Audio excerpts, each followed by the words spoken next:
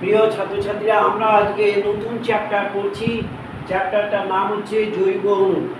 আমি একটু আগে তোমাদের আলোচনা করলাম জৈব অণু মানে বায়োমলিকুলস।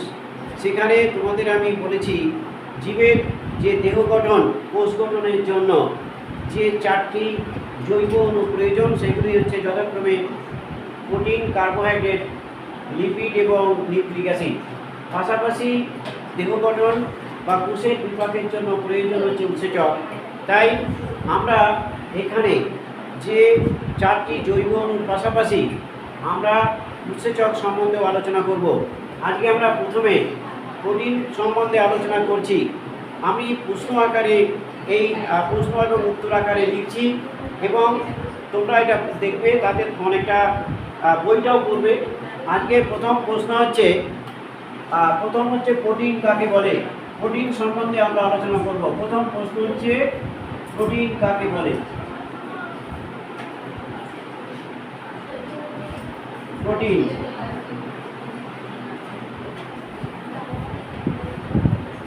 দেখো, প্রোটিন কাকে বলে। প্রোটিন আমরা একটু আগে বলেছি জৈব অণু মানে কার্বন, হাইড্রোজেন এবং অক্সিজেন নিয়ে গঠিত। যখন সেটা প্রোটিন হবে তখন তার মধ্যে কিন্তু নাইট্রোজেন থাকবে। অর্থাৎ প্রোটিন মানে কি? তাহলে প্রোটিন মানে হচ্ছে কার্বন, হাইড্রোজেন, অক্সিজেন এবং নাইট্রোজেন নিয়ে গঠিত।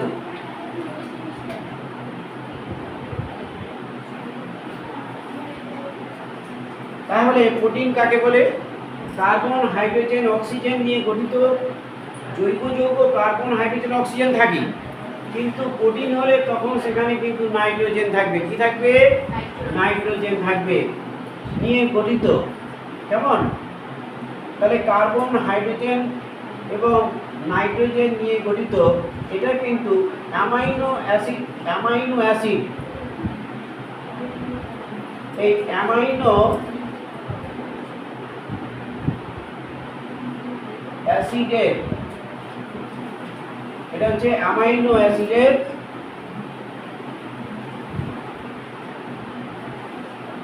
পলিমার। অ্যামাইনো অ্যাসিডের পলিমার। তাহলে হচ্ছে প্রোটিন কি? কার্বন, হাইড্রোজেন, অক্সিজেন নিয়ে গঠিত অ্যামাইনো অ্যাসিড।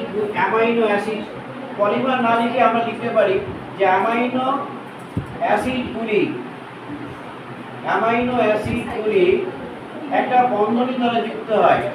পেপটাইড, পেপটাইড বন্ধনী দ্বারা, পেপটাইড বন্ধনী দ্বারা যুক্ত হয়ে যে পলিপেপটাইড গঠন করে। পলিপেপটাইড শৃঙ্খল গঠন করে, তাকে প্রোটিন বলে। তাহলে প্রোটিন কি নিয়ে গঠিত? Amino acid. কোন বন্ধনী দ্বারা যুক্ত থাকে?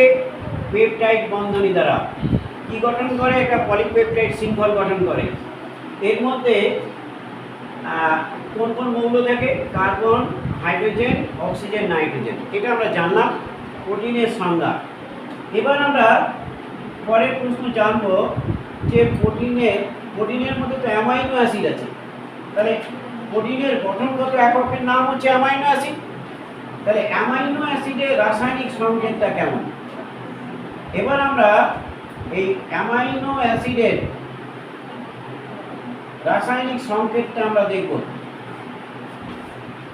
অ্যামাইনো অ্যাসিডের রাসায়নিক সংকেত লেখো। আমরা অ্যামাইনো অ্যাসিডের রাসায়নিক সংকেতটা আমরা লিখছি।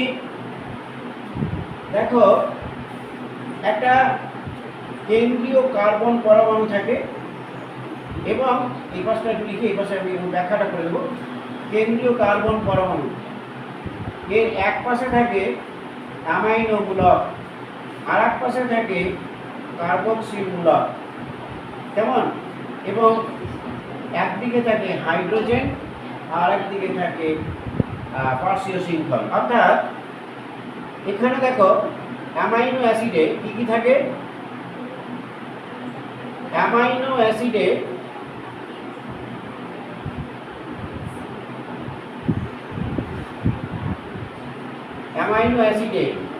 একটি কেন্দ্রীয় কার্বন পরমাণু থাকে, কেন্দ্রীয়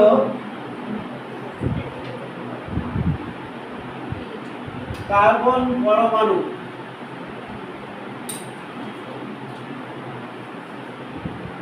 তাহলে একটা কেন্দ্রীয় কার্বন পরমাণু দেখছি এবং কার্বনের যোজ্যতা হচ্ছে 4। 2 নম্বর দেখো কার্বন পরমাণুর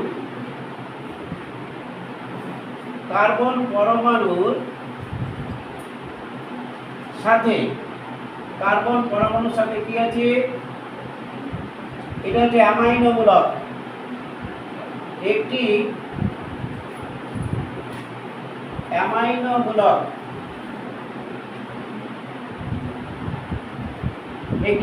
মূলক আছে, এটা হচ্ছে অ্যামাইনো মূলক। একটি কার্বক্সিল মূলক,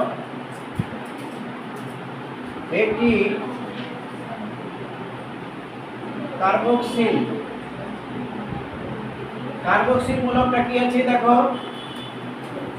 COOH, এটা হচ্ছে কার্বক্সিল মূলক। আর কি আছে, একটি হাইড্রোজেন পরমাণু,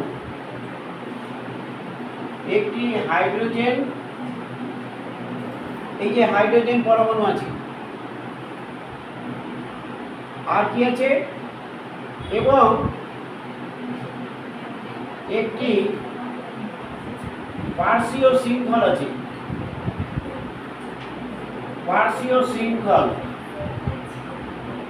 একে আর বলে চিহ্নিত করা হয়। আচ্ছা, তাহলে এটা কি বুঝতে পেরেছি? অ্যামাইনো অ্যাসিডের রাসায়নিক সংকেত অনুযায়ী আমরা কি কি দেখলাম, অ্যামাইনো মূলক, একটি কার্বক্সিল মূলক, একটি হাইড্রোজেন পরমাণু এবং একটি পার্শ্বীয় শৃঙ্খল।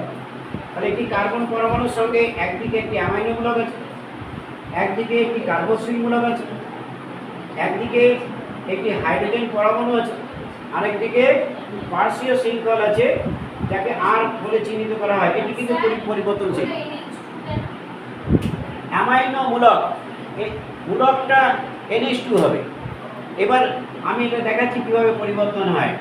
এবার দেখো পরে আমরা দেখব, দেখো এই যে অ্যামাইনো অ্যাসিডটি কি অবস্থায় থাকে। এরপরে দেখো অ্যামাইনো অ্যাসিডের জুইটার আয়ন বলতে কি বোঝো, অ্যামাইনো অ্যাসিডের এটা কিন্তু আয়নিত অবস্থায় থাকে, সেটাই আমরা দেখাবো। জুইটার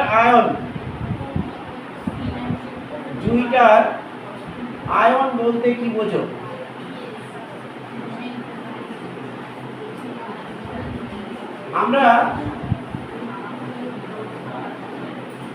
আমরা দেখব। আমি এখানে আগে দেখিয়ে দিই, তারপরে এদিকে ব্যাখ্যা করব।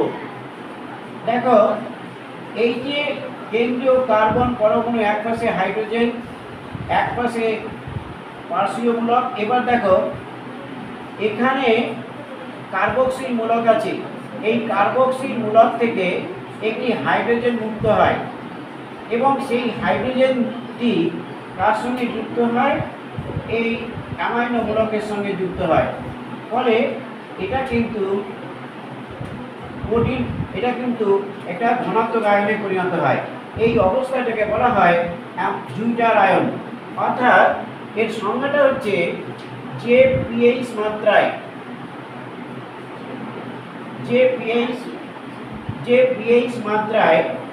কার্বক্সিল মূলক থেকে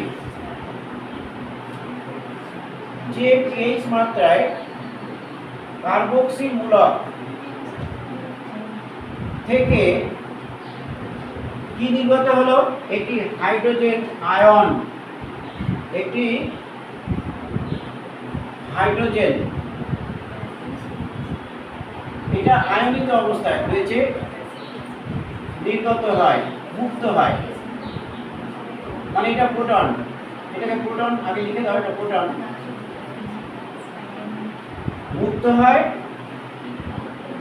এবং এটা কোথায় কোথায় যুক্ত হয়? দেখো, এই যে মুক্ত হওয়ার পরে এটা কিন্তু মুক্ত হয় এবং অ্যামাইনো মূলকে এবং অ্যামাইনো মূলকে যুক্ত হলো।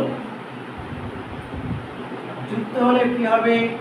যুক্ত হয়, ফলে উভয় আয়নের পরিমাণ সমান হয়, ফলে উভয় আয়নের পরিমাণ সমান, পরিমাণ সমান হয়, তাকে জুইটার আয়ন বলে। তাহলে জুইটার আয়ন, তাহলে তোমাকে এরকম বিভিন্ন অনেকগুলো অপশন দিয়ে দিতে পারে কোনটা জুইটার আয়ন। এখানে একটা প্রশ্ন হতে পারে যে এখানে মাইনাস চিহ্ন দিল বা এখানে 2 দিল, এরকম বিভিন্ন গঠন দিয়ে চারটে অপশন দিয়ে কোনটা জুইটার আয়ন, কি বুঝতে পেরেছি? তাহলে এখান থেকে কি নির্গত হলো? হাইড্রোজেন। তাহলে যদি হাইড্রোজেন, তোমরা জানো যে পরমাণু যখন গঠন, পরমাণুর গঠনে পরমাণুর কেন্দ্রে কি থাকে? নিউক্লিয়াস থাকে, এবং নিউক্লিয়াসে হাইড্রোজেন এবং প্রোটন আর নিউট্রন থাকে, বাইরে ইলেকট্রনগুলো ঘুরতে থাকে।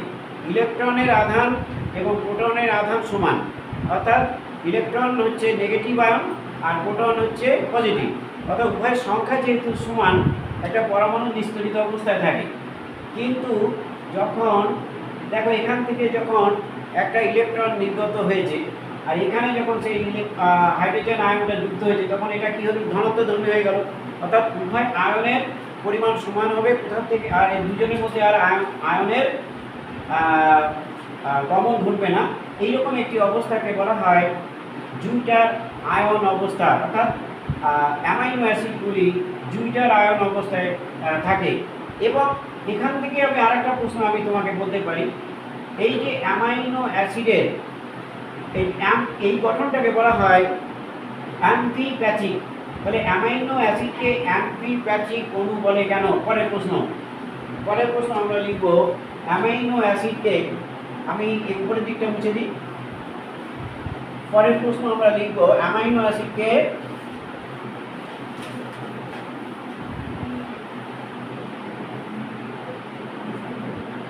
চার নম্বর আমরা লিখব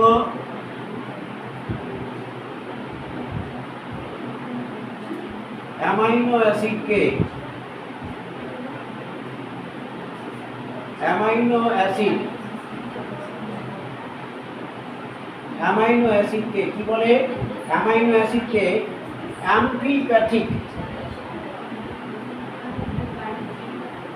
অ্যাম্ফিপ্যাথিক অণু বলে কেন?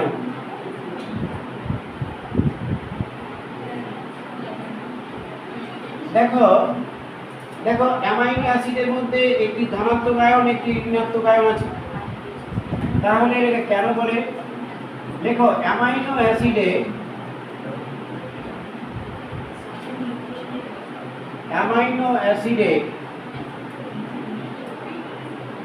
একটি অ্যামাইনো অ্যাসিডে কি আছে? দেখো ধনাত্মক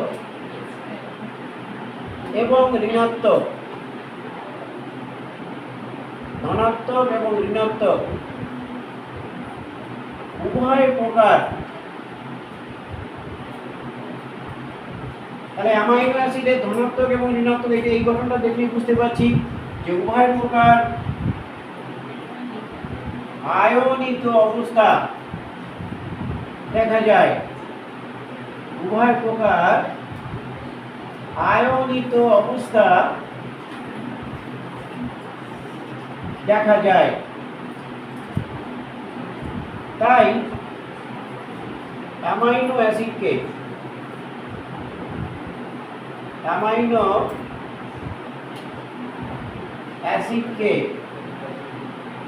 অ্যাম্ফিপ্যাথিক অণু বলে।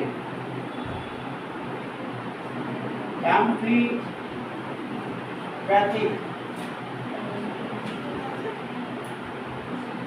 তাহলে অ্যামাইনো অ্যাসিডকে অ্যাম্ফিপ্যাথিক অণু বলে কেন, নিশ্চয়ই আমরা জানলাম।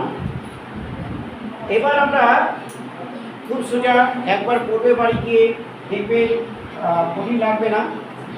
এবার আমরা যেটা জানবো সেটা হচ্ছে অ্যামাইনো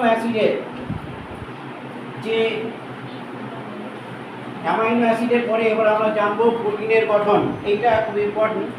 প্রোটিনের গঠন কয় প্রকার এবং কী কী? প্রশ্নটা আমরা লিখি। কাঠামো অনুযায়ী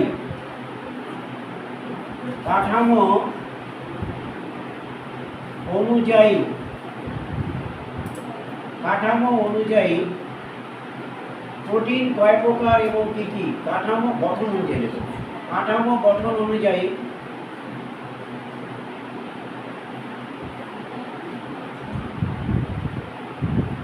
প্রোটিন কয় প্রকার?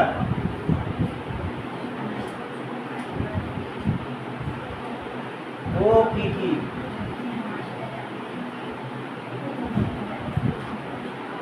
কাঠামো গঠন অনুযায়ী প্রোটিন কয় প্রকার এবং কি কি? প্রোটিন হচ্ছে 4 প্রকার। কাঠামো গঠন অনুযায়ী প্রোটিন 4 প্রকার, যথা 1 নম্বর হচ্ছে প্রাইমারি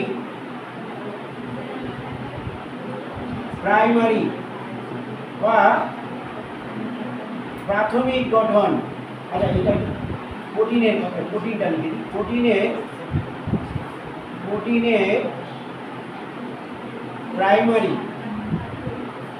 প্রোটিনের প্রাইমারি বা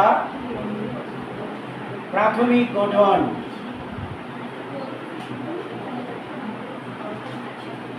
2 হচ্ছে প্রোটিনের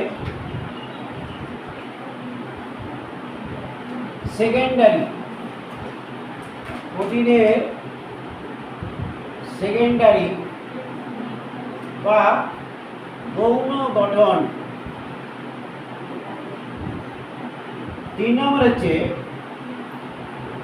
প্রোটিনের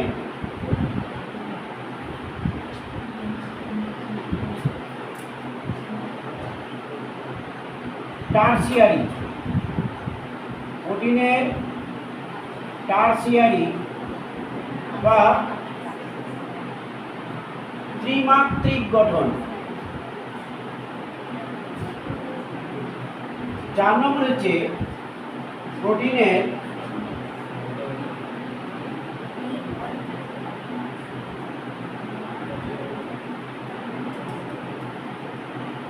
কোয়াটারনারি বা চতুর্মাত্রিক গঠন।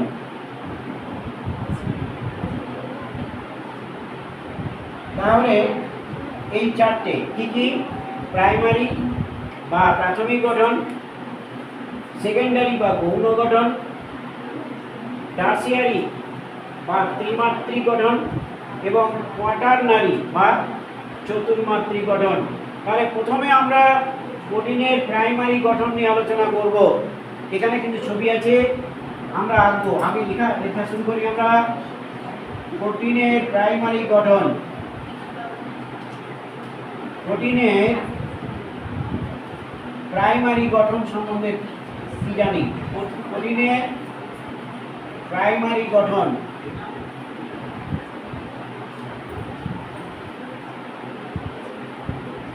কিভাবে ঘটে? এটা প্রোটিনের প্রাইমারি গঠন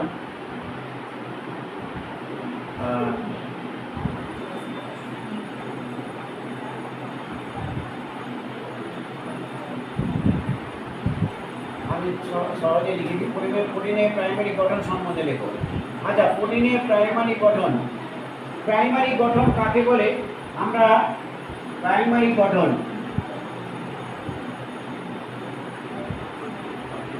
প্রাইমারি গঠনটা কিভাবে হয় দেখো, একাধিক অ্যামাইনো অ্যাসিড, একাধিক অ্যামাইনো অ্যাসিড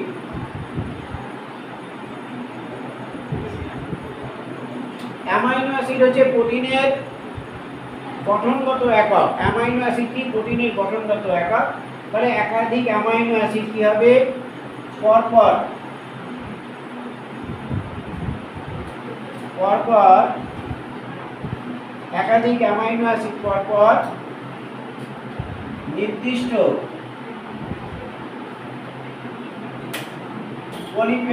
নির্দিষ্ট পেপটাইড শৃঙ্খল দিয়ে যুক্ত হবে। কোন শৃঙ্খল? পেপটাইড শৃঙ্খল। কেমন? পেপটাইড শৃঙ্খল দ্বারা যুক্ত হয়ে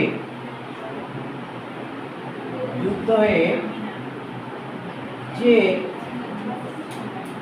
পলিপেপটাইড শৃঙ্খল গঠন করে, পলিপেপটাইড শৃঙ্খল গঠন করে তাকে প্রোটিনের প্রাইমারি গঠন বলে। প্রোটিনের প্রাইমারি গঠন বলে। খুব সোজা, সবচেয়ে সোজা। একাধিক অ্যামাইনো অ্যাসিড পরপর যুক্ত হবে কি দিয়ে? পেপটাইড শৃঙ্খল দিয়ে, এবং একটা পলিপেপটাইড শৃঙ্খল গঠন করবে। এটাই হচ্ছে প্রোটিনের প্রাইমারি গঠন। এই পলিপেপটাইড শৃঙ্খল কিভাবে গঠিত হয়? এই পেপটাইড, এটা আমরা লিখবো এবার। দেখো, পেপটাইড, এই পেপটাইড বন্ড বা পেপটাইড বন্ধনী, পেপটাইড বন্ধনী, পেপটাইড বন্ধনী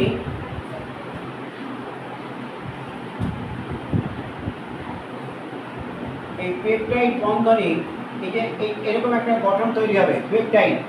তাহলে পেপটাইড বন্ধনী গঠিত হয় তার সঙ্গে কিভাবে গঠিত হয় দেখো। পেপটাইড বন্ধনী গঠিত হয় একটি অ্যামাইনো অ্যাসিডের, একটি অ্যামাইনো অ্যাসিডের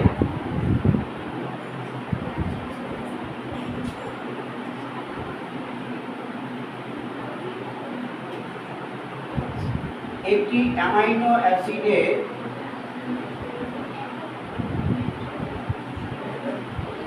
পেপটাইড বন্ধনী গঠিত হয় একটি অ্যামাইনো অ্যাসিডের অ্যামাইনো মূলক, অ্যামাইনো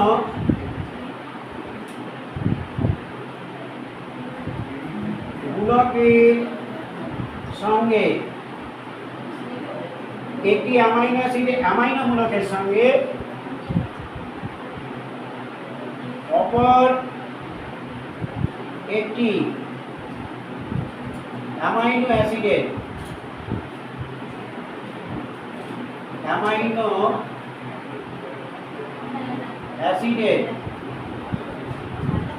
কার্বক্সিল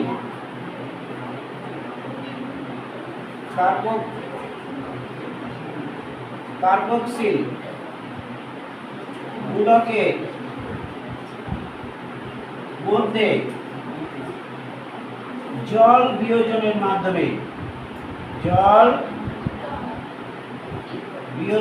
মাধ্যমে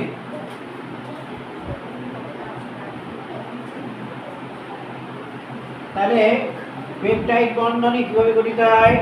একটি অ্যামাইনো অ্যাসিডের অ্যামাইনো মূলক আর অপর একটি অ্যামাইনো অ্যাসিডের কার্বক্সিল মূলকের মধ্যে জল বিয়োজনের মাধ্যমে একটা বন্ড গঠিত হয়।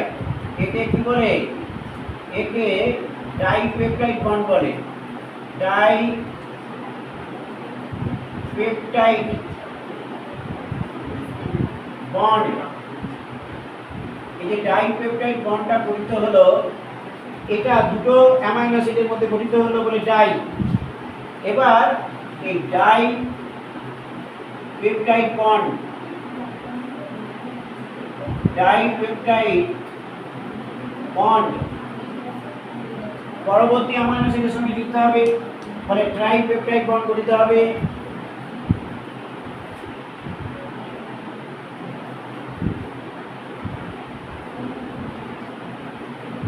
এটা আমরা পুরো লিখে ছবি এঁকে আরেকবার আমি তোমাদের বুঝিয়ে দেবো, তাহলে সোজা হয়ে যাবে, এইটুকু বুঝবো না আমি। তাহলে ডাই পেপটাইড বন্ড গঠিত হলো, die peptide bond, die peptide bond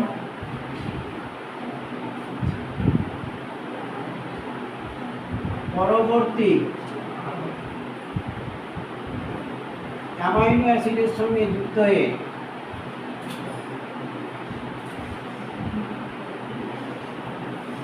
amino অ্যাসিডের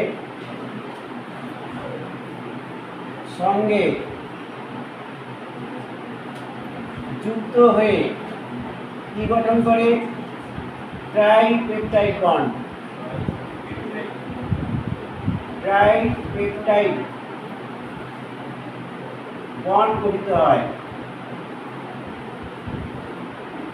তাহলে ট্রাইপেপটাইড বন্ড গঠিত হলো। আবার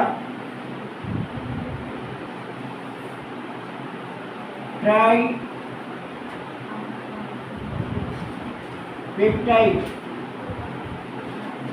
বন্ড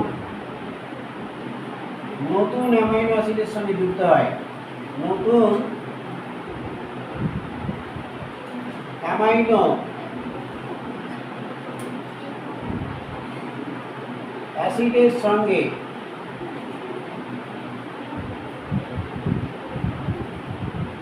যুক্ত হয়ে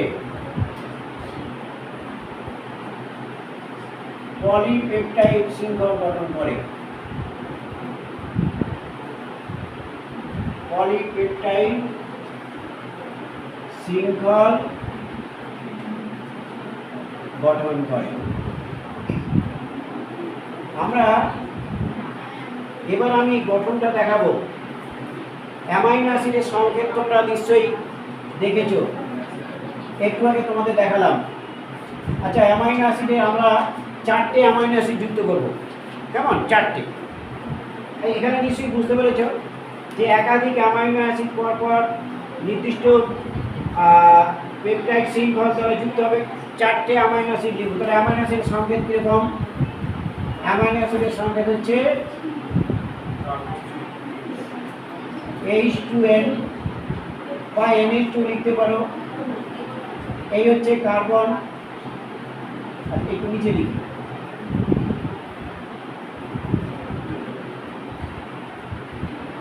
হাইড্রোজেন। এখানে একটা অ্যামাইনো অ্যাসিড নিচ্ছি। এবার দেখো, এই যে আমি খুব সহজভাবে বোঝাচ্ছি, তাহলে সবাই বুঝতে পারবে। এটা একটা অ্যামাইনো অ্যাসিড, এটা একটা অ্যামাইনো অ্যাসিড। এবার এর সঙ্গে আর একটা অ্যামাইনো অ্যাসিড নিচ্ছি, ঠিক একই রকম ভাবে লিখবো, তোমরা লেখো। আর একটা অ্যামাইনো অ্যাসিড নিচ্ছি, এই আর একটা অ্যামাইনো অ্যাসিড।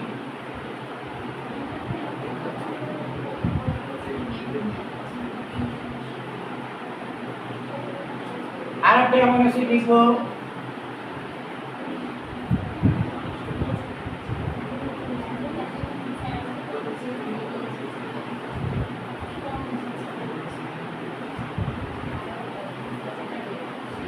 তিনটে অ্যামাইনো অ্যাসিড দিয়েছি, আর একটা নেব।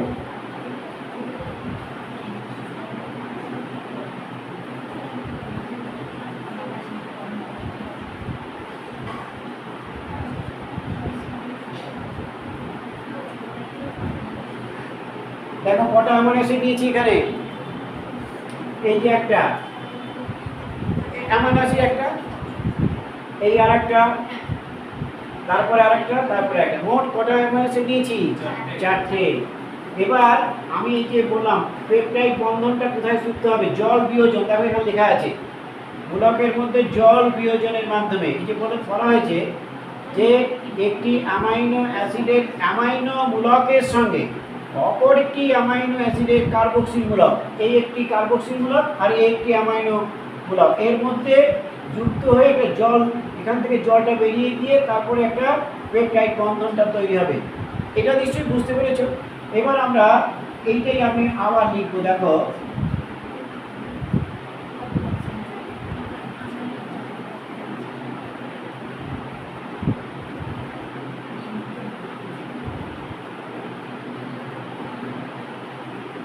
এখানে আমি এটাকে এইটুকু আমি এটাকে এইভাবে লিখছি, দেখো OH এইটাকে আমি এইভাবে লিখলাম। এটা কি বুঝতে লিখতে তো পারি আমরা, এই যে কার্বনের সঙ্গে দুটো যোজ্যতা দিয়ে অক্সিজেন দিয়ে দিলাম, এই যে এটা। এবার এখানে দেখো এই যে এখান থেকে এইটুকু, এই যে দেখো জল বিয়োজন হবে, আর এইটাকে আমি এখান থেকে একটা হাইড্রোজেন বেরিয়ে গেছে, তার মানে এটা কেমন হবে, এই যে নিশ্চয়ই এটার সঙ্গে তাহলে একটা অ্যামাইনো অ্যাসিডের কার্বক্সিল মূলকের সঙ্গে পরবর্তী অ্যামাইনো অ্যাসিডের অ্যামাইনো মূলকের এখানে দেখো জল বিয়োজন হচ্ছে। এবার বাকি অংশগুলো আমরা লিখে ফেলি।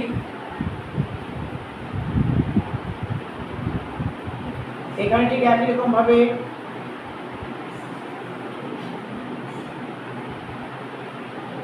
এটা দেখো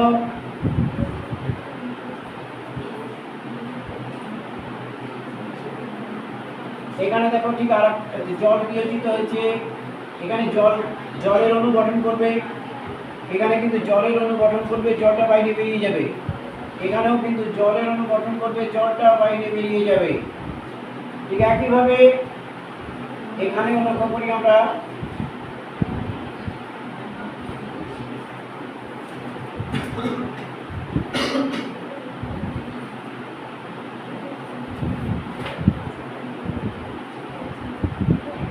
এখানে জলটা বাইরে বেরিয়ে যাবে।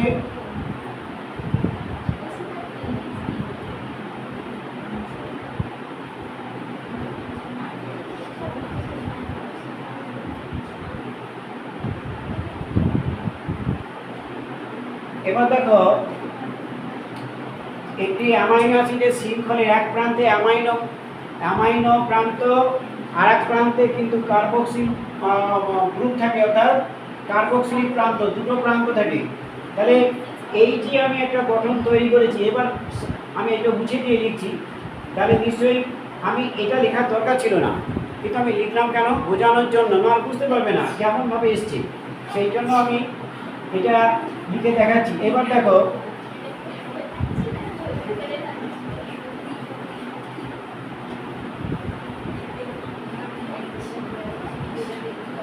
এবার পরবর্তী লাইনে দেখো তুমি এইগুলোকে তুমি এরকমভাবেও লিখতে পারো। এই যে নাইট্রোজেনের এই তুমি যদি এরকমভাবে লেখো, হাইড্রোজেন এরকমভাবে লেখো, এরকমভাবে কোথাও কোথাও দেওয়া আছে, তুমি দেখাতেই পারো। এটা R1, এটা R2, এটা R3, এটা R4। এবার এইভাবে দেখাতে পারো। এবার দেখো এইখানে যে পেপটাইড বন্ধনীটা কোথায়, পেপটাইড বন্ধনীটা এইটা, পেপটাইড বন্ধনী কিন্তু এইটা, এই যে পেপটাইড বন্ধনীটা তৈরি হয়েছে, তার মানে এই যে পার্টটা, এই পার্টটা জলটা তো বেরিয়ে গেছে, তাহলে এই জলটা বেরিয়ে যাওয়ার জন্য এই কার্বক্সিল মূলকের এইটা এসছে, আর এইদিকে অ্যামাইনো মূলক এসছে। এই যে অংশটা, এই অংশটাকে বলা হয় পেপটাইড বন্ড, এটাকে বলে পেপটাইড বন্ড। তাহলে এখানে একটা পেপটাইড বন্ড হয়েছে, এই পর্যন্ত লিখেছি। এবার পরের অংশটা আমরা লিখব,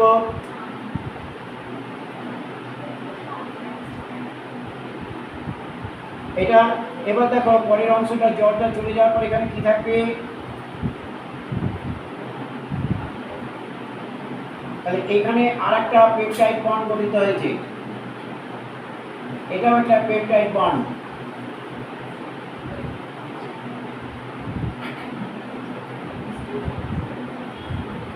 তাহলে এখান থেকে আমরা নিশ্চয়ই একটা পেপটাইড বন্ড তৈরি হয়ে গেল। এই পর্যন্ত আমরা লিখেছি। পরের অংশটা আমরা দেখব।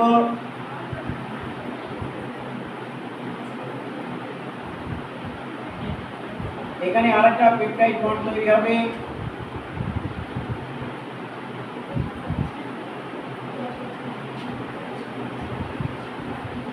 এই আরেকটা পেপটাইড বন্ড তৈরি হয়েছে, এটাও একটা পেপটাইড বন্ড।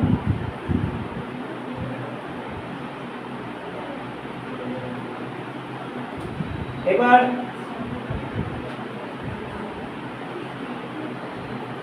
তোমরা এই অংশটাকে কিভাবে লিখতে পারো, এটাকে তোমরা এইভাবে লিখতে পারো।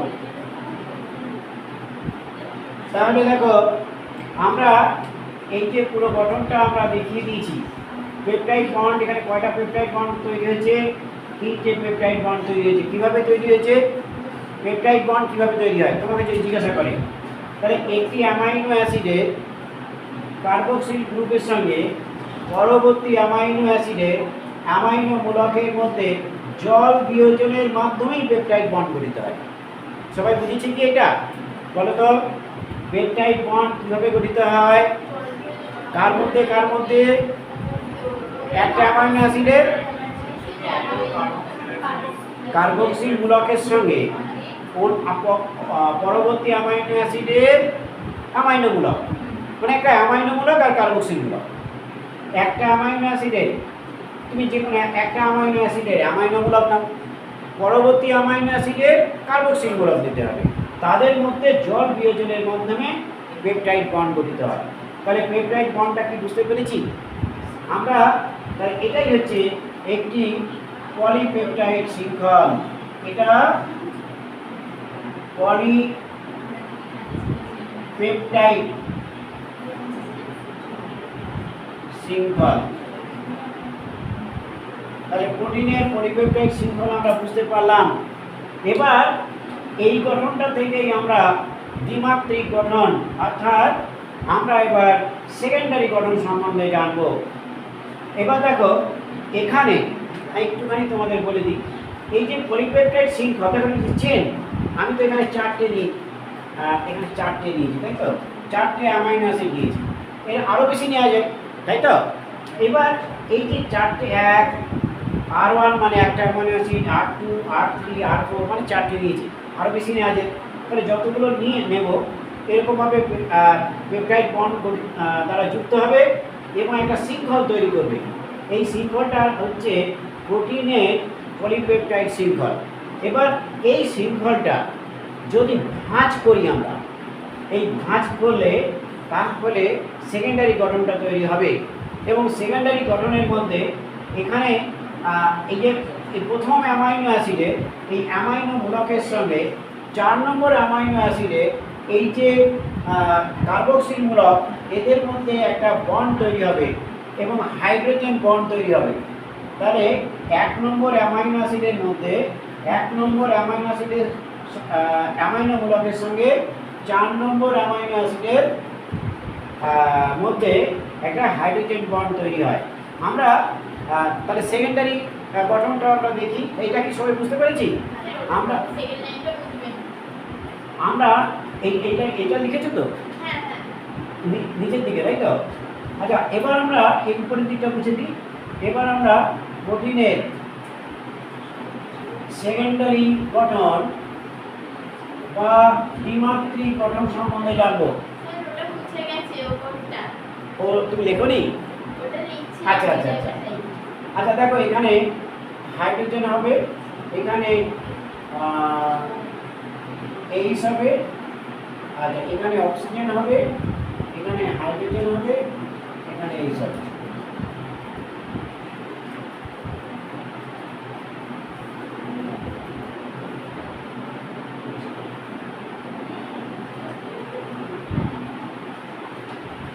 আচ্ছা, এবার আমরা পরের প্রশ্ন লিখব। প্রশ্ন লেখো, প্রোটিনের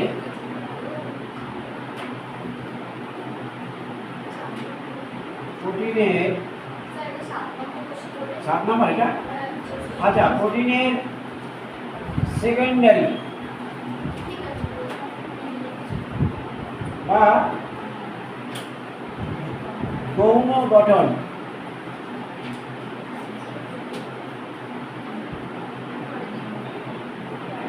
গৌণ গঠন বলতে কি বোঝো?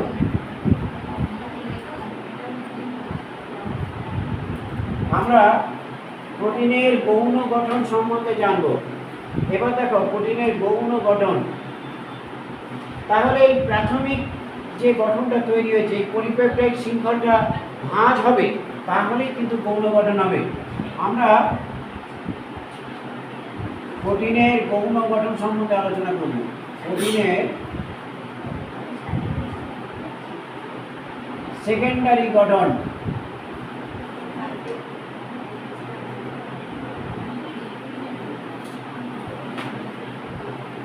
প্রোটিনের সেকেন্ডারি গঠন সম্বন্ধে আমরা আলোচনা করছি।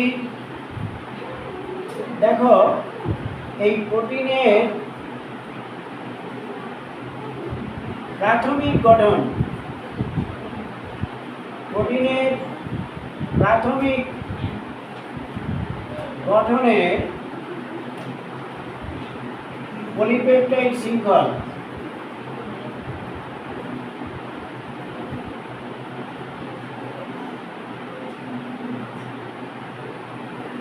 পলিপেপটাইড শৃঙ্খল, প্রোটিনের যে প্রাথমিক গঠনের পলিপেপটাইড শৃঙ্খল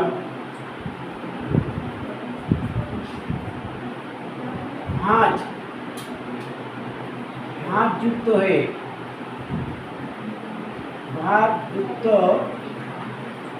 হয়ে যেমন দুটি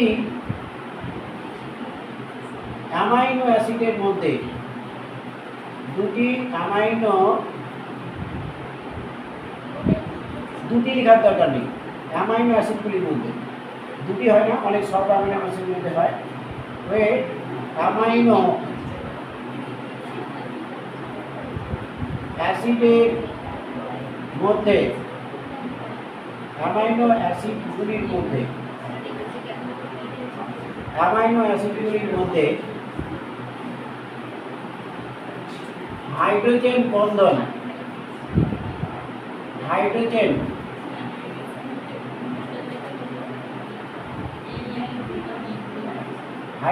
বন্ধনী সৃষ্টির মাধ্যমে যে গৌণ অবয়ব গঠন করে, গৌণ অবয়ব গঠন করে, তাকে প্রোটিনের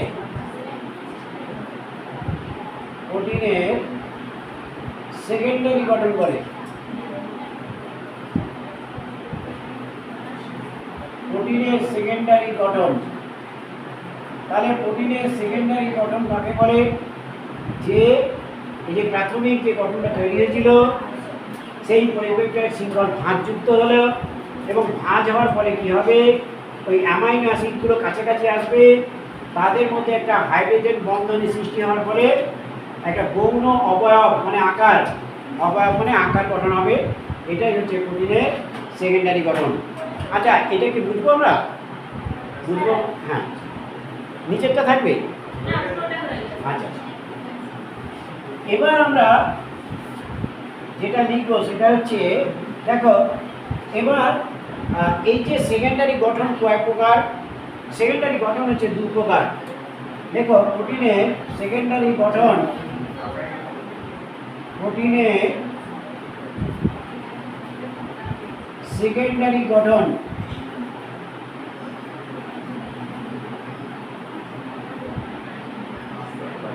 দুই প্রকার। প্রোটিনের সেকেন্ডারি গঠন 2 প্রকার। একটা হচ্ছে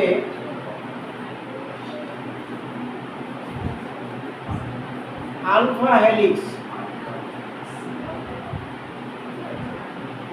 আর একটা হচ্ছে বিটা প্লিটেড সিট। এবার আমরা আলফা হেলিক্স সম্বন্ধে জানব। প্রথমে আমরা আলফা হেলিক্স,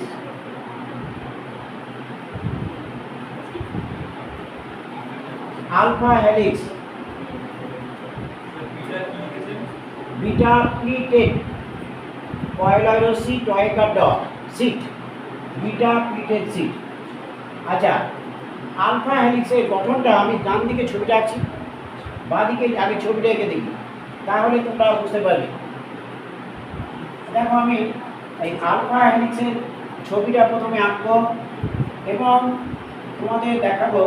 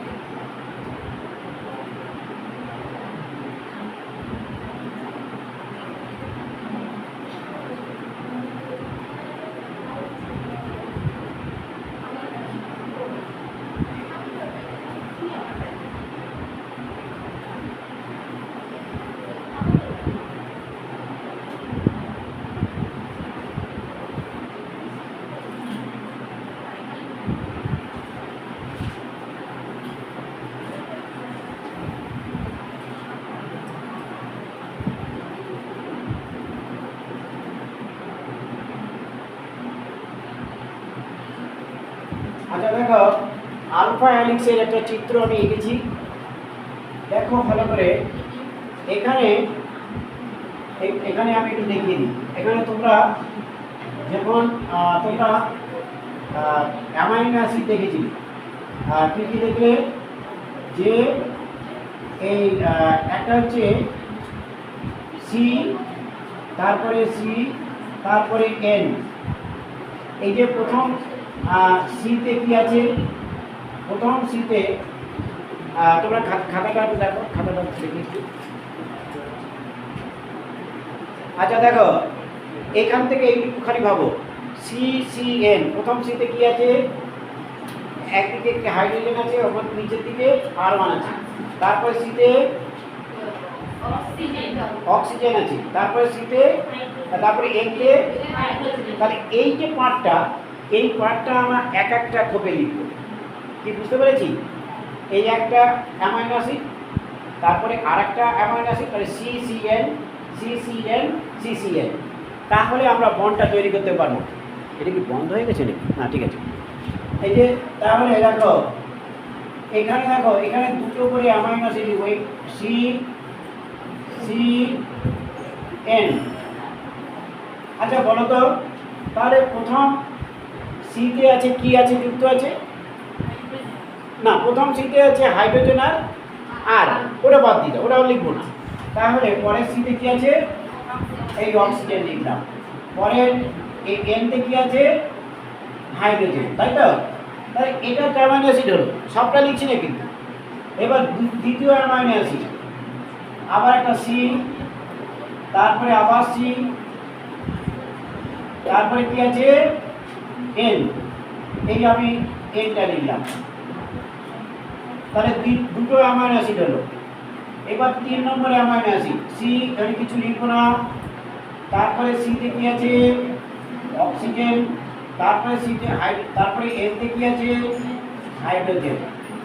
এবার দেখো এটা এটা এটা একটা অ্যামাইনো অ্যাসিড 1 নম্বর, এটা 2 নম্বর, এটা 3 নম্বর, এই যে 3 নম্বর। এবার 4 নম্বর হচ্ছে এটা একটা সি, এখানে কিছু লিখবো না, এখানে সি, এখানে অক্সিজেন লিখবো, আর এখানে নাইট্রোজেনে এইচ লিখবো। এই যে 1 নম্বর অ্যামাইনো অ্যাসিডের সঙ্গে এই যে 4 নম্বর অ্যামাইনো অ্যাসিডের মধ্যে একটা বন্ড তৈরি হয়, এই বন্ডটা হচ্ছে হাইড্রোজেন বন্ড। ঠিক একইভাবে এখানে জায়গাটা ছোট হয়ে গেছে, একটু বড় হলে ভালো হতো। 1 2, আচ্ছা আমি এইটা মুছে দিয়ে লিখবো, তাহলে একটু ছবিটা ভালো হয়। তোমার ছবিটা হয়তো বুঝতে পারছো না, কেমন? আচ্ছা এই ছবিটা একটু জায়গাটা ছোট হয়ে গেছে, আমি এটা মুছে দিই, তাহলে এই বিটা বিটের সিটটা একটু দেখতে তোমাদের সুবিধা হবে। আমি একটু বড় করে আঁকি, না হলে তোমরা বুঝতে পারবে না।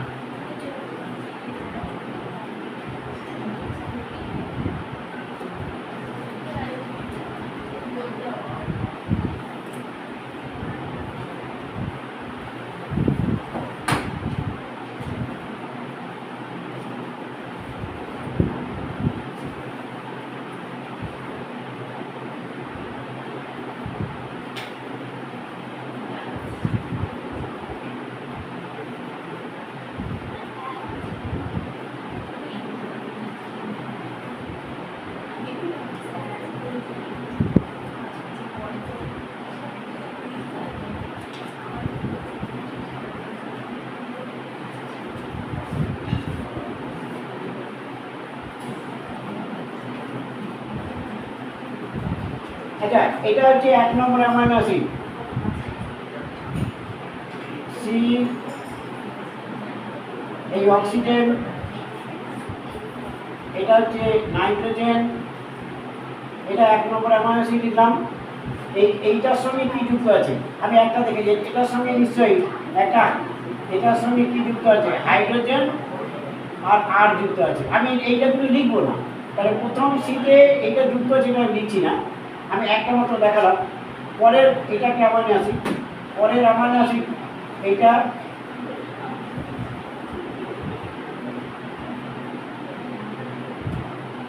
এটা তুমি এইদিকেও দিতে পারো, অক্সিজেনটা এইদিকে দিতে পারো। এবার দেখো তোমার প্রয়োজন অনুযায়ী যেখানে আমি যুক্ত করবো, এবার তারপরে একটা অ্যামাইনো অ্যাসিড দিচ্ছি,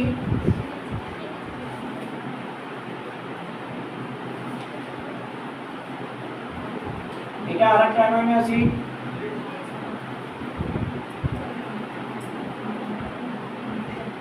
এবার এটা হচ্ছে 1 নম্বর অ্যামাইনো অ্যাসিড, তাহলে এটার সঙ্গে 4 নম্বর অ্যামাইনো অ্যাসিড যুক্ত হয়, এটা একটা হাইড্রোজেন বন্ড তৈরি হলো। তাহলে 1 নম্বর অ্যামাইনো অ্যাসিডের সঙ্গে 1 নম্বর অ্যামাইনো অ্যাসিডে কার্বক্সিল মূলকের সঙ্গে 4 নম্বর অ্যামাইনো অ্যাসিডে অ্যামাইনো মূলকের মধ্যে একটা হাইড্রোজেন বন্ধন তৈরি হয়। আবার আমরা এখান থেকে আমরা দেখব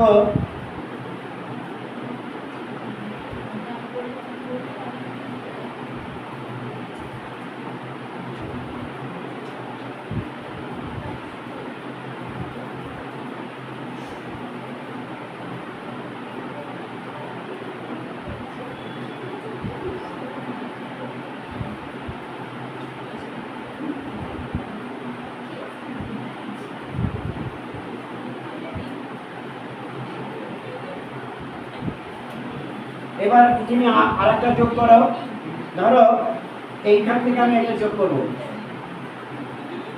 এইখানে এইখানে এটা যদি 1 নম্বর ধরে নিই, আর অ্যামাইনো মূলকের সঙ্গে এটা 1 1 2 3 1 2 3 4, তাহলে এর সঙ্গে যুক্ত করতে হবে, তাই তো? তার মানে এটা হচ্ছে 1, এটা হচ্ছে 1, এটা 1, এটা 2, তাহলে 2, এটা 3 4 5 6, এটার সঙ্গে যুক্ত করব। তাহলে এটার সঙ্গে নিশ্চয়ই আমি এই এটা আমি এইদিকে দিয়ে নিতে পারি। তাহলে দেখো এর সঙ্গে এটা যুক্ত হচ্ছে, এখানে একটা হাইড্রোজেন বন্ড তৈরি হচ্ছে, এই একটা অ্যামাইনো অ্যাসিড 1 নম্বরের সঙ্গে 4 নম্বর, কেমন এইভাবে যুক্ত হয়, একে বলা হয় আলফা হেলিক্স। তাহলে আলফা হেলিক্স কাকে বলে? আলফা হেলিক্স হচ্ছে, আরেকবার বলি দেখো, আলফা হেলিক্স তাহলে এখানে এখানে দেখো সি সি এন নিয়েছি। প্রথম সিতে কি আছে? এইটা আছে। দ্বিতীয় সিতে কি আছে? এটা আছে। তৃতীয় সিতে এটা, এনতে এটা আছে। আমি লিখিনি, আর আর এইচ লেখা হয়নি। কি বুঝতে পেরেছি? এটা কি বুঝতে পেরেছি সবাই? তাহলে এই যে যখন পেঁচিয়ে যাচ্ছে, মানে সোজা হলে তো হতো না, এটা তো একটা, আমি যদি সোজা করে দিতাম তাহলে কি এদের মধ্যে বন্ড তৈরি হতো? যখন এটা পেঁচিয়ে গেল, এই যে পলিপেপটাইড শৃঙ্খলটা যেই পেঁচিয়ে গেল, সেই এই অ্যামাইনো অ্যাসিডের মধ্যে একটা বন্ড তৈরি হলো, হাইড্রোজেন বন্ড। কোথায়? এইটা আলফা হেলিক্স মানে হচ্ছে, আলফা হেলিক্স মানে হচ্ছে একটি অ্যামাইনো অ্যাসিডের, এই কার্বক্সিল 1 নম্বর অ্যামাইনো অ্যাসিডের কার্বক্সিল মূলকের সঙ্গে 4 নম্বর অ্যামাইনো অ্যাসিডের অ্যামাইনো মূলক, অথবা 1 নম্বর অ্যামাইনো অ্যাসিডের অ্যামাইনো মূলকের সঙ্গে 4 নম্বর অ্যামাইনো অ্যাসিডের কার্বক্সিল মূলক যুক্ত হয়। এটাই হচ্ছে বিটা প্লিটেড সিড। বুঝতে পারোনি এখনো? অ্যামাইনো অ্যাসিড শৃঙ্খলটা কেমন হয়? এটা লম্বা চেন তো। অ্যামাইনো অ্যাসিড শৃঙ্খলটা কেমন হতো? লম্বা চেন। তুমি যখন খাতায় এঁকেছো, ওই লম্বা চেনটাকে তুমি খাতা নিয়ে কাছাকাছি নিয়ে আসো। তাহলে ভাঁজ যখনই হবে তখন দুটো অ্যামাইনো অ্যাসিড কাছাকাছি আসবে, এবং তাদের মধ্যে যে এটা যদি আমি এরকম লম্বা করে এরকম জেলাকৃতি না দিয়ে লম্বা করে দিতাম, তাহলে কি এদের মধ্যে বন্ড তৈরি হতো? কি হতো না? হতো না। যেই ভাঁজ হয়েছে সেই বন্ডটা তৈরি হয়েছে। তাহলে এই ভাঁজটা হচ্ছে বিটা প্লিটেড সিড। এই আলফা হেলিক্স, আলফা হেলিক্স মানে প্রোটিনের পলিপেপটাইড শৃঙ্খল কি হবে? ভাঁজ হবে। ভাঁজ হলে 1 নম্বর অ্যামাইনো অ্যাসিডের অ্যামাইনো মূলকের সঙ্গে 4 নম্বর অ্যামাইনো অ্যাসিডের কার্বক্সিল মূলকের মধ্যে একটা হাইড্রোজেন বন্ড গঠিত হয়। একে বলা হয় আলফা হেলিক্স। আলফা হেলিক্স বুঝতে পেরেছি? কি বললাম বলো? অ্যামাইনো মূলকের সঙ্গে 4 নম্বর অ্যামাইনো অ্যাসিডের কার্বক্সিল মূলক। আমি যদি, তুমি বলছো এটা 1 নম্বর কিনা, তাহলে অ্যামাইনো মূলক এর আগেও তো আছে। আমি ধরে নিলাম তাহলে এটা 1, কি এটা 4, এটা 4, তাহলে এই দিকটা নিশ্চয়ই তার হ্যাঁ 4, 5, 6, 8 নম্বর হবে। কেমন? তাহলে 1-এর সঙ্গে 4, তার মানে এই যে এই একটা অ্যামাইনো অ্যাসিড, এটা 1 নম্বর, এটা আরেকটা অ্যামাইনো অ্যাসিড 2 নম্বর, এটা একটা অ্যামাইনো অ্যাসিড 3 নম্বর, এটা একটা অ্যামাইনো অ্যাসিড 4 নম্বর। এবারে এরকম একটা শৃঙ্খল, অ্যামাইনো অ্যাসিড মানে কি? অ্যামাইনো অ্যাসিড একটা শৃঙ্খল তো। অ্যামাইনো অ্যাসিড আর কিছু না, একটা শৃঙ্খল। এর মধ্যে পেপটাইড, এইগুলো সব বন্ড, এর মধ্যে সব বন্ড আছে। এই যে বন্ডগুলো আছে পেপটাইড বন্ড। পেপটাইড বন্ড মানে কি?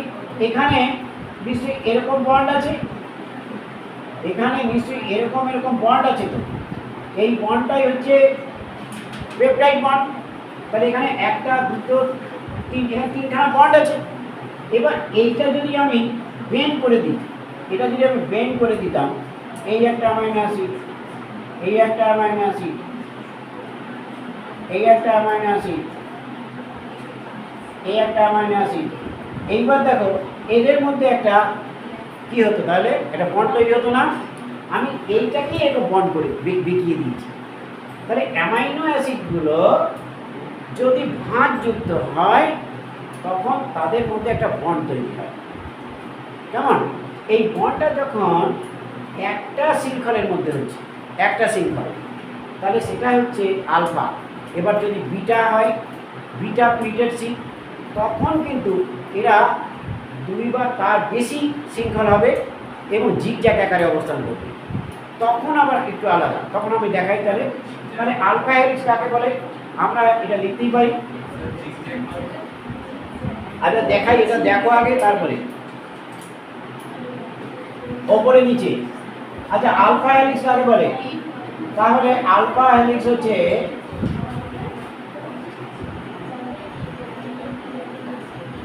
প্রোটিনের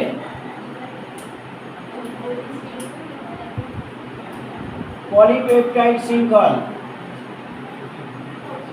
পলিপেপটাইড প্রোটিনে পলিপেপটাইড শৃঙ্খলে 1 নং অ্যামাইনো অ্যাসিডের 1 নং অ্যামাইনো অ্যাসিডের অ্যামাইনো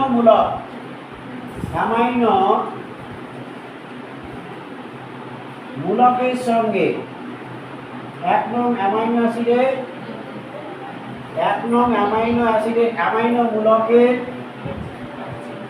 সঙ্গে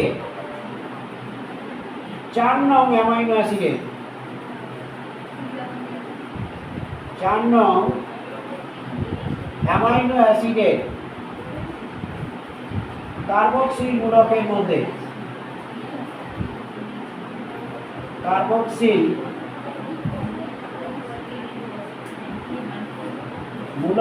মধ্যে হাইড্রোজেন বন্ড সৃষ্টি হয়। হাইড্রোজেন বন্ড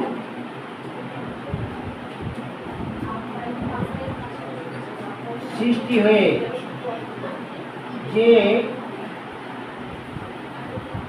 পলিপেপটাইড গঠন করে তাকে আলফা হেলিক্স বলে। তাহলে আলফা হেলিক্স দেখলাম আমরা 1 নং অ্যামাইনো অ্যাসিডের অ্যামাইনো মূলকের সঙ্গে 4 নং অ্যামাইনো অ্যাসিডের কার্বক্সিল মূলকের মধ্যে হাইড্রোজেন বন্ড তৈরি হলো, এটা হচ্ছে আলফা। এবার আমরা যেটা জানবো সেটা হচ্ছে বিটা প্লিটেড শিট। আচ্ছা, এটা আমরা মুছে দেব। এবার আমরা বিটা প্লিটেড শিট সম্বন্ধে জানবো। এইটুকু উপরটা মুছে দিই। কেমন? আলফা হেলিক্স সম্বন্ধে আমরা জানলাম। এবার আমরা যেটা লিখব সেটা হচ্ছে বিটা প্লিটেড শিট। আমরা বিটা প্লিটেড শিটটা একটু কঠিন, আমরা সেটা এই পুরো জায়গাটা নিয়ে আমরা ছবিটায় আঁকবো। বিটা প্লিটেড শিট 2 নম্বর লেখ। বিটা প্লিটেড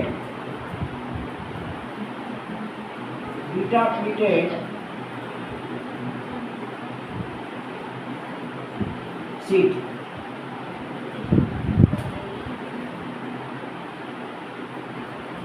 বিটা প্লিটেড শিটটা কিভাবে হয় দেখো, 2 বা তার বেশি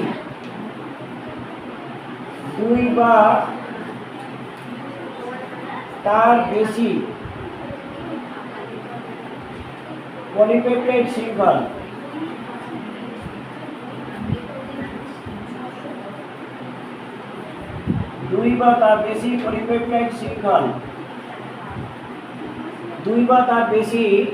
পলিপেপটাইড শৃঙ্খল কি হবে না, 2 বা তার বেশি পলিপেপটাইড শৃঙ্খল উপরে নিচে, এটা কিন্তু জিগজ্যাগ আকারে অবস্থান করে।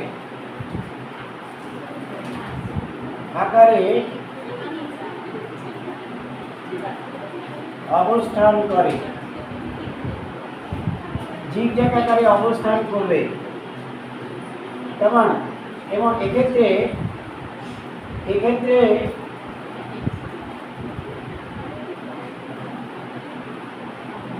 যেটা এটাকে মুছে দিই আমরা। এটা কি আঁকা হয়ে গেছে সবার? এঁকেছো কি আপনি?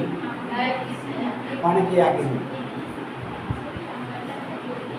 তোমাদের বইতেও তো আঁকা আছে, দেখো নি ওটা?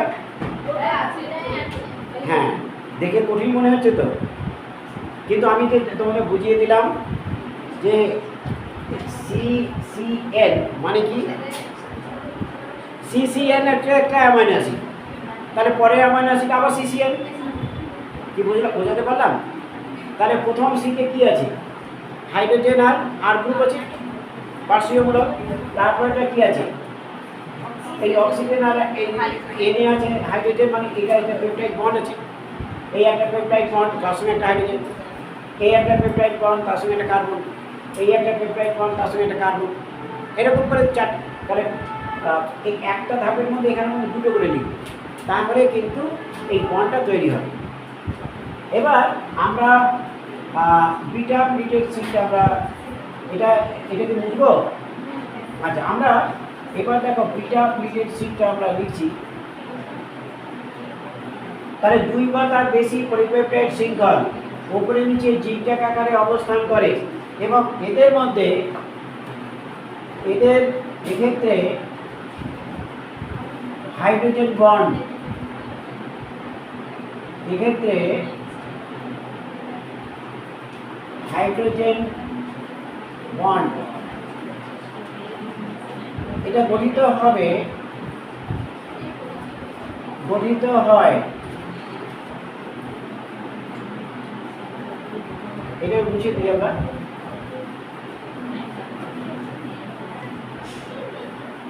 আচ্ছা, আমি আগে ছবিটা দেখিয়ে দিই, তাহলে বুঝতে পারবে ব্যাপারটা। তোমাদের বইতেও আছে, বই থেকে হয়তো বুঝতে পারছো না, আমি একটু দেখিয়ে দিই। দেখো,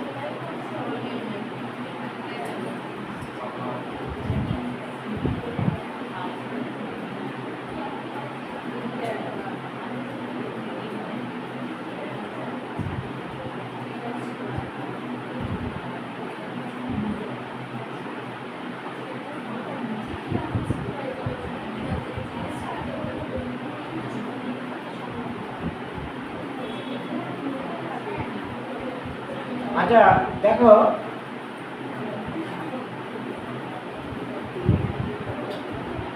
আমরা এখানে বললাম 2 বা তার বেশি পলিপেপটাইড শৃঙ্খল, দুটো পলিপেপটাইড শৃঙ্খল নিয়েছি। এবার তাদের মধ্যে একটা হাইড্রোজেন বন্ড গঠিত হবে। হাইড্রোজেন বন্ডটা কিভাবে গঠিত হবে? এই নিচের দিকে আমরা লিখি সি এন, ঠিক আছে, কিভাবে সি এন সি এন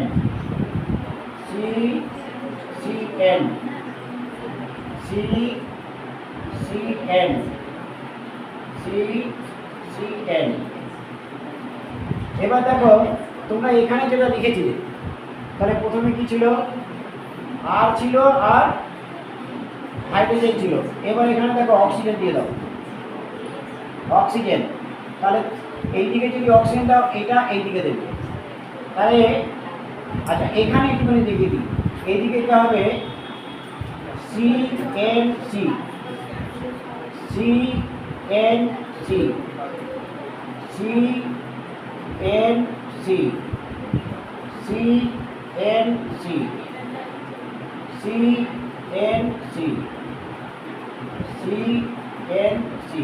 এটা কিন্তু উল্টো হয়ে থাকছে, তাই আগে এরকম হবে। এখানে হাইড্রোজেন এখানে নিচের দিকে হলে এই হাইড্রোজেনটা উপরের দিকে হবে, এই হাইড্রোজেনটা নিচের দিকে হলে এই হাইড্রোজেনটা উপরের দিকে হবে, এটা নিচের দিকে হলে এটা উপরের দিকে হবে। ঠিক একইভাবে এটা যদি হাইড্রোজেনটা নিচের দিকে হয়, অক্সিজেনটা উপরের দিকে হবে, এই অক্সিজেনটা উপরের দিকে হলে এই অক্সিজেনটা নিচের দিকে হবে। এটা যদি নিচের দিকে হয়, এটা উপরের দিকে হবে, এটা নিচের দিকে হবে, এটা উপরের দিকে হবে, এটা নিচের দিকে হবে। ঠিক একইভাবে আমরা এই দিকটা আমরা করব। এখানে দেখো, এখানে অক্সিজেনটা উপরের দিকে হবে, হাইড্রোজেনটা নিচের দিকে হবে। অক্সিজেনটা উপরের দিকে, অক্সিজেন নিচের দিকে, অক্সিজেন উপরের দিকে, অক্সিজেন নিচের দিকে, অক্সিজেন উপরের দিকে, অক্সিজেন নিচের দিকে, হাইড্রোজেন নিচের দিকে, হাইড্রোজেন উপরের দিকে, হাইড্রোজেন নিচের দিকে, হাইড্রোজেন উপরের দিকে, হাইড্রোজেন নিচের দিকে, হাইড্রোজেন উপরের দিকে। এই যে আমরা লিখলাম, এবার আমরা দেখো এই যে বন্ডটা তৈরি হচ্ছে, দেখো কাদের মধ্যে বন্ড হচ্ছে, এইটা হচ্ছে একটি অ্যামাইনো অ্যাসিডের অ্যামাইনো মূলকের সঙ্গে, অ্যামাইনো মূলকের হাইড্রোজেনের সঙ্গে, এই যে হাইড্রোজেনের সঙ্গে, অ্যামাইনো মূলকের হাইড্রোজেনের সঙ্গে কার্বক্সিল মূলকের অক্সিজেনের মধ্যে বন্ডটা তৈরি হয়, একটু আলাদা। আবার দেখো আমি আরেকটা বন্ড তৈরি করে দিচ্ছি। এইখানে দেখো এই একটা বন্ড তৈরি হয়েছে, এই একটা বন্ড তৈরি হয়েছে, এই একটা বন্ড তৈরি হয়েছে, এই একটা বন্ড তৈরি হয়েছে, এই একটা বন্ড তৈরি হয়েছে। তাহলে হাইড্রোজেন বন্ডটা কাদের মধ্যে তৈরি হয়? হাইড্রোজেন বন্ডটা গঠিত হয়, হাইড্রোজেন বন্ডটা কাদের মধ্যে গঠিত হয়? একটি, এক্ষেত্রে হাইড্রোজেন বন্ড গঠিত হয়, এখানে দেখো ছবিতে, একটি অ্যামাইনো অ্যাসিডের, একটি অ্যামাইনো অ্যাসিডের, একটি অ্যামাইনো অ্যাসিডের অ্যামাইনো মূলকের হাইড্রোজেন এবং অন্য একটি অ্যামাইনো অ্যাসিডের অ্যামাইনো মূলকের হাইড্রোজেন এবং অপর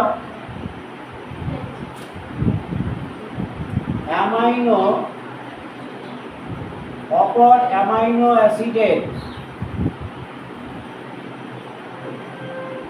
কার্বক্সিল মূলকের অক্সিজেনের মধ্যে, অক্সিজেন এর মধ্যে, এর মধ্যে কিন্তু পেপটাইড বন্ডটা গঠিত হয়। তাহলে পেপটাইড বন্ডটা কার মধ্যে গঠিত হয়? দেখো সি সি সি এন, এখানে সিসিএন লিখেছি, এই যে সিএনসি। শুধুমাত্র তোমাকে ভাবতে হবে, এখানে দেখো এই যে অ্যামাইনো অ্যাসিডটা, এই যে অ্যামাইনো অ্যাসিড, তুমি এত কিছু না লিখে, তোমার যদি খুব কঠিন হয়, এখানে এন লেখো, এখানে সি লেখো, প্রত্যেকটা জায়গায় এখানে এন লেখো, এটার মধ্যে কী লিখবো? এন। এনের সঙ্গে কী থাকে? এক্স। আর এটার মধ্যে সির সঙ্গে ও থাকে, আবার পরেরটার সঙ্গে এখানে উল্টো করে লেখো, সি এখানে লেখো এন, তারপরে লেখো এন, এখানে লেখো সি, কেমন? এখানে লেখো সি, এখানে লেখো এন, এদের মধ্যে একটা বন্ড তৈরি করো, কেমন? তাহলে সোজা হয়ে যাবে। নিশ্চয়ই বুঝতে পেরেছ? এই যে আমি ঠিকঠাক বন্ডটা তৈরি করবো, একটা এই, আর এখানে আরেকটা তৈরি করলাম, এখানে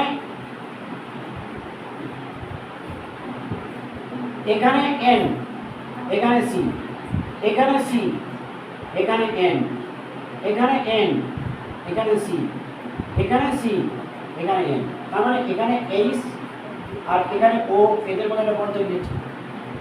এখানে ও, এখানে এইচ, এদের মধ্যে একটা বন্ড তৈরি হচ্ছে।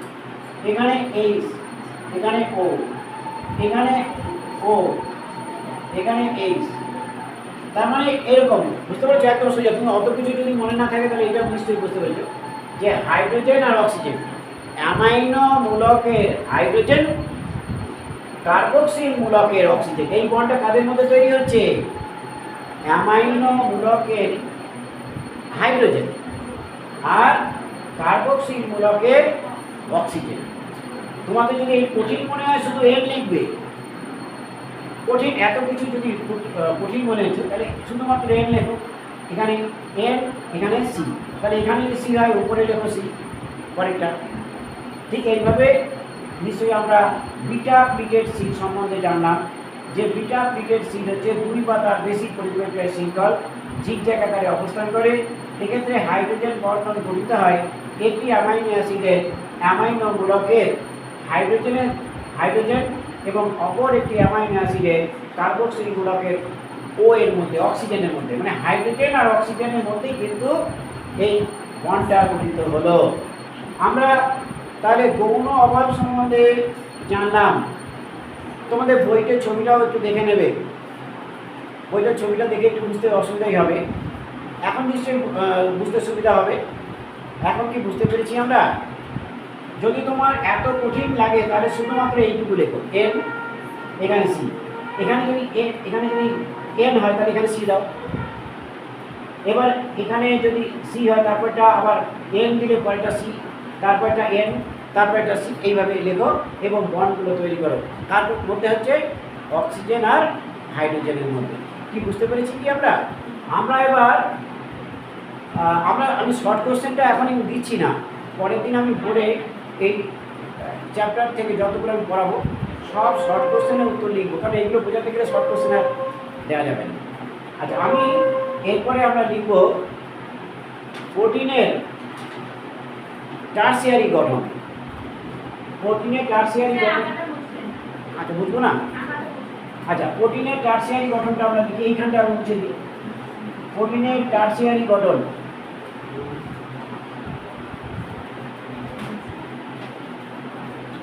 প্রোটিনের টারসিয়ারি গঠন সম্বন্ধে এবার 3 নম্বর লেখো। এটা কত নম্বর? 11। ও হ্যাঁ, না আচ্ছা আচ্ছা, এটা তাহলে 3 হবে। 3 প্রোটিনের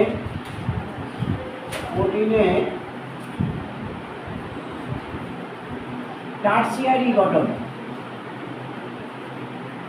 প্রোটিনের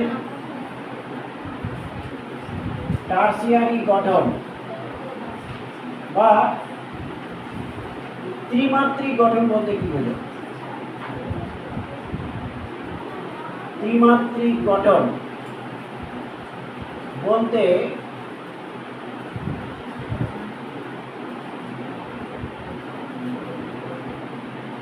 আচ্ছা, ত্রিমাত্রিক গঠন দেখো, ত্রিমাত্রিক গঠন আমরা এবার টারসিয়ারি গঠন সম্বন্ধে জানব।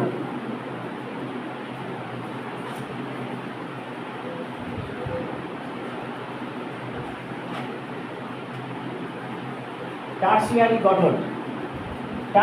গঠন সম্বন্ধে আমরা এবার আমরা পড়ি। দেখো, এই যে প্রোটিনের সেকেন্ডারি বা গৌণ গঠন, এটা কিন্তু অতিমাত্রায় ভাঁজ সৃষ্টি হয়। অতিমাত্রায় ভাঁজ সৃষ্টি হয়ে, অতিমাত্রায় ভাঁজ সবসময় কিন্তু এটা পিছিয়ে যাচ্ছে। অতিমাত্রায় ভাঁজ সৃষ্টি হয়ে যে বলয়াকার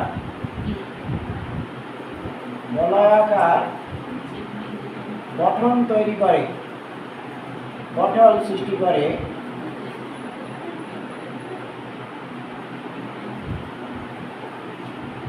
তাকে টারসিয়ারি, যে বলয়াকার বলয়াকার ত্রিমাত্রিক গঠন হয়ে যায়। ত্রিমাত্রিক গঠন তৈরি করে তাকে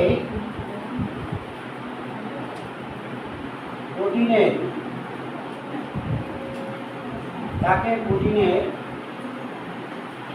টারসিয়ারি গঠন বলে।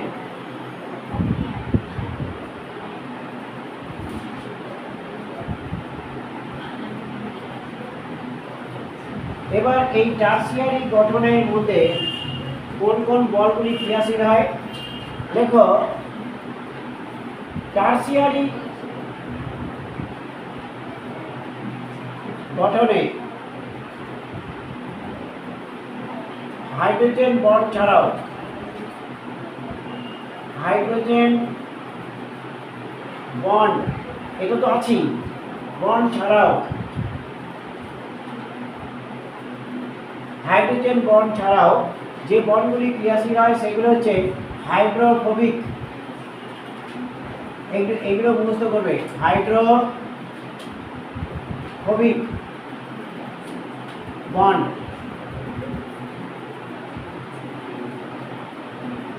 Ionic bond,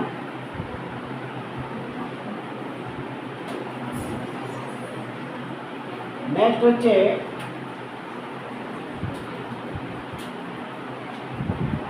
van der Waals bond, disulphide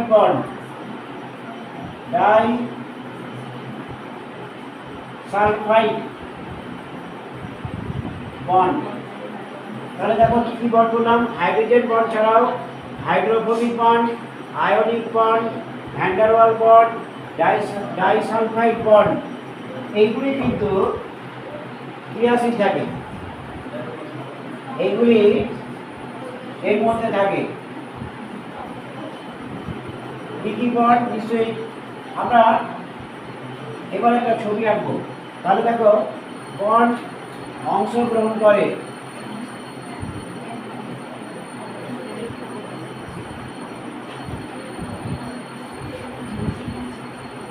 এটা এই ছবিটা দেখো কিভাবে আমরা আঁকছি।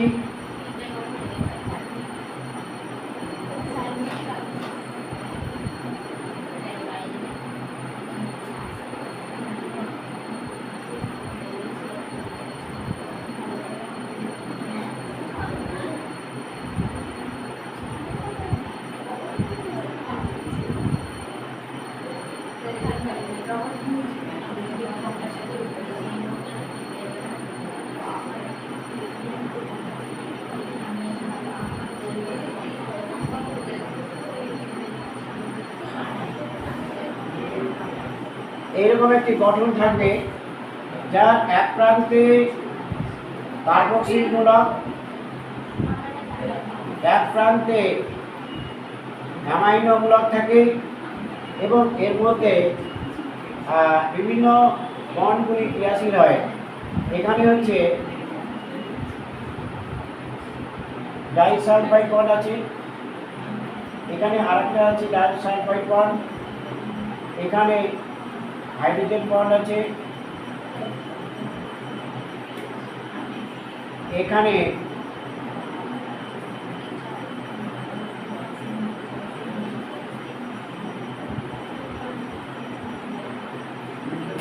ডাইসালফাইড বন্ড ক্রিয়াশীল হয়, এখানে হাইড্রোজেন বন্ড, এই জায়গাটা ফাঁকা থাকবে,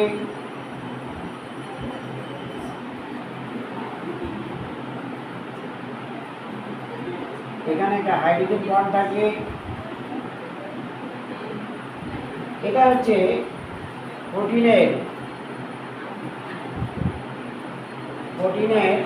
টারসিয়ারি গঠন, প্রোটিনের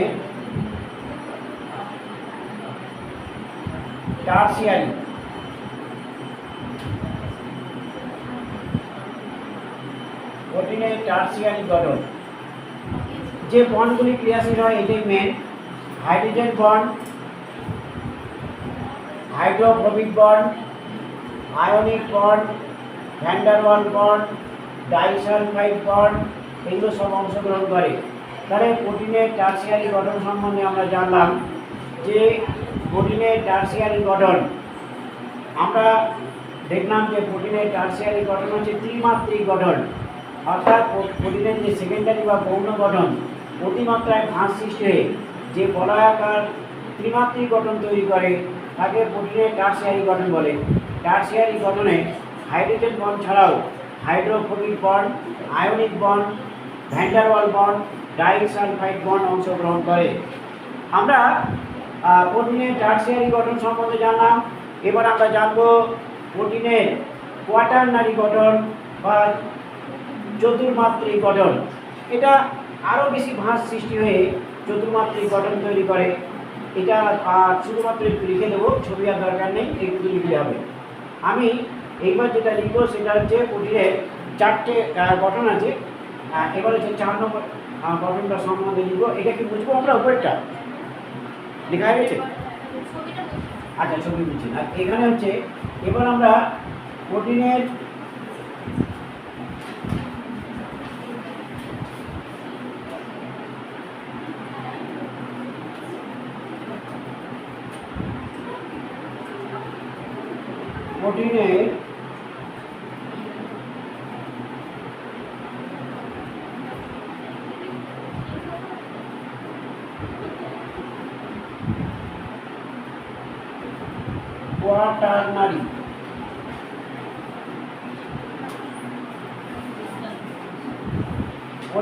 কোয়াটারনারি বা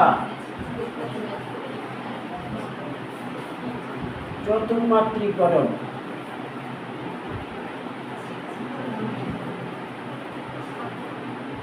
বলতে কি বোঝো?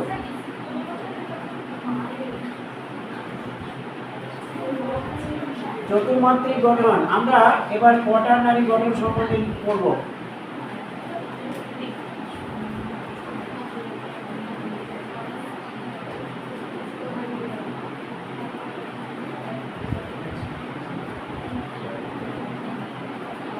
আমরা এবার কোয়াটারনারি গঠন দেখো। কোয়াটারনারি গঠনটা কি?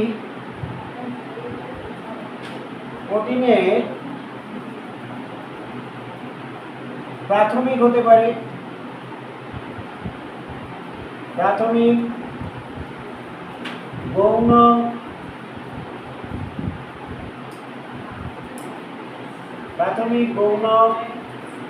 ত্রিমাত্রিক বা টার্সিয়ারি।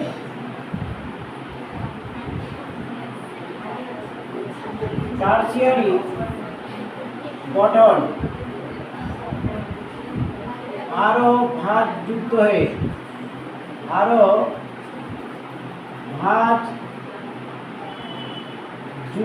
হয়ে হাইড্রোজেন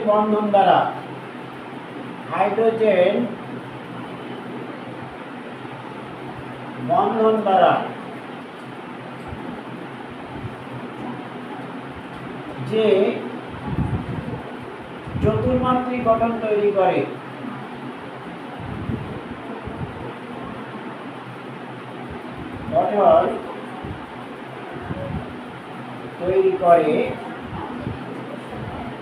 তাকে কোয়াটারনারি বলে। কোয়াটারনারি গঠন বলে।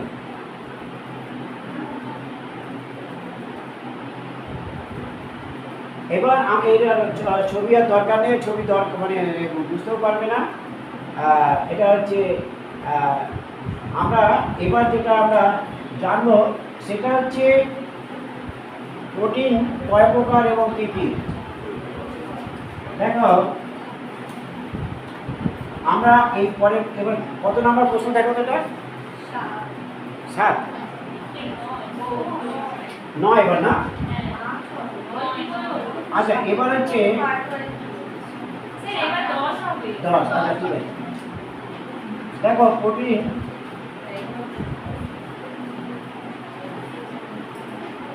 কয় প্রকার এবং কি কি। প্রোটিন কয় প্রকার এবং কি কি। প্রোটিন 3 প্রকার। প্রোটিন 3 প্রকার।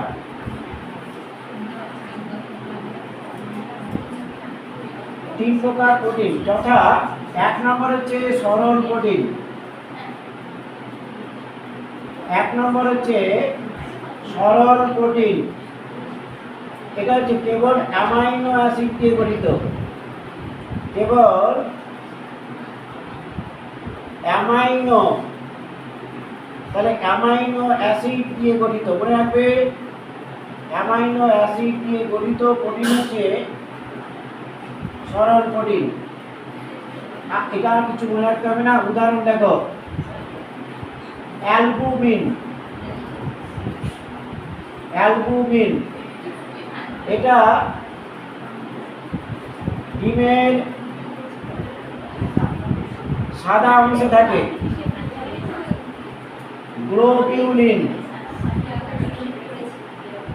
গ্লোবিউলিন এটা কোথায় থাকে? ডিমের কুসুমে থাকে। গ্লোবিউলিন ডিমের কুসুমে থাকে। Albumin, globulin. গ্লুটোলিন। গ্লুটোলিন কোথায় থাকে? গমে থাকে।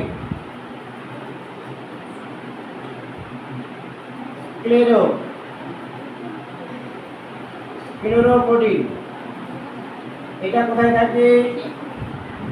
এটা চুল, নখ ইত্যাদিতে থাকে।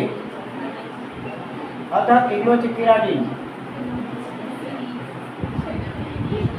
কেমন? ভিটামিন। ভিটামিনটা কোথায় থাকে? ভিটামিন হচ্ছে সলমান মাছ, টুনা মাছ, এখানে দেখবে। তাহলে এইগুলো বুঝতে রাখবে। তাহলে সরল প্রোটিন হচ্ছে কেবল অ্যামাইনো অ্যাসিড দিয়ে গঠিত, আর কিছু থাকবে না। অ্যালবুমিন, গ্লোবিউলিন, গ্লুটোলিন, কেমন? স্ক্লেরোপ্রোটিন, ভিটামিন, এইগুলো মনে রাখবে। তাহলে আমরা সরল প্রোটিন জানলাম। এবার আমরা যৌগিক প্রোটিন সম্বন্ধে লিখবো। এটা মুছে দিচ্ছি, উপরেটা মুছে দিই। এবার আমরা যেটা লিখব যৌগিক প্রোটিন। এবার 1 নম্বর এটা লিখলাম। এবার লিখছি আমরা, দেখো, যৌগিক প্রোটিন। যৌগিক প্রোটিন মানে কি? যৌগিক প্রোটিন মানে এই অ্যামাইনো অ্যাসিডের সঙ্গে অন্য কোনো অপ্রোটিন অংশ যুক্ত থাকবে। অর্থাৎ অ্যামাইনো অ্যাসিডের সঙ্গে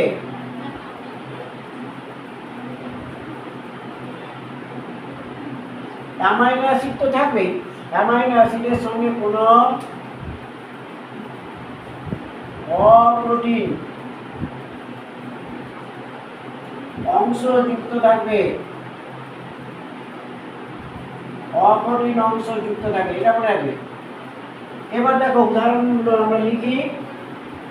যৌগিক প্রোটিন যেমন ধরো গ্লাইকোপ্রোটিন।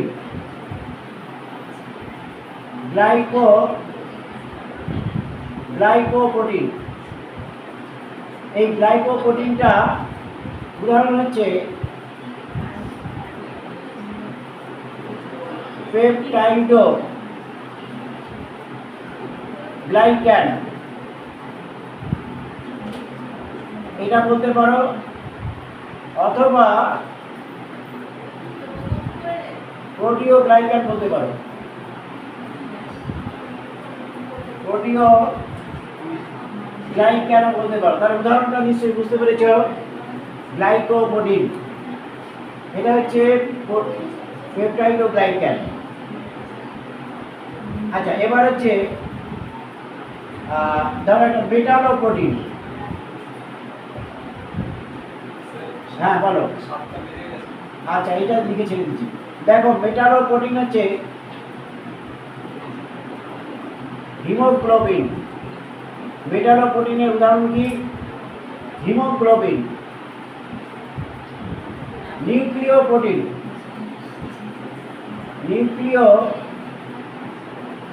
নিউক্লিওপ্রোটিন এটা হচ্ছে ক্রোমাটিন। যে ক্রোমাটিন তন্তু দেখেছো নিউক্লিয়াসে, এটা। এবার দেখো ফসফোপ্রোটিন।